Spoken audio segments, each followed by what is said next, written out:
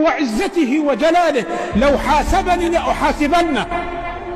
فانتفض النبي وقال: مهلا يا أعرابي، انظر ماذا تقول، من يحاسب من؟ قال: مهلا أنت يا رسول الله، والله وعزته وجلاله لو حاسبني ربي لحاسبته. قال له النبي: كيف تقول هذا؟ قال: نعم يا رسول الله، لئن حاسبني على ذنبي لأحاسبنه على مغفرته، ولئن حاسبني على سيئاتي لأحاسبنه عن عفوه، ولئن حاسبني على بخلي لأحاسبنه على كرمه. أليس أكرم الأكرمين وأرحم الراحمين؟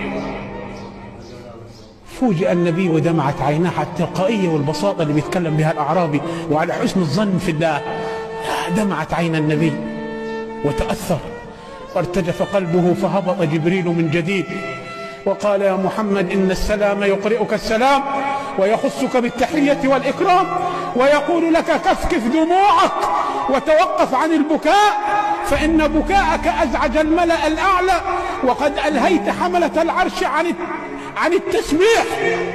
يا محمد، قل لصاحبك الأعرابي: لا تحاسبنا ولا نحاسبك، وأبشر فأنت رفيق رسول الله في الجنة.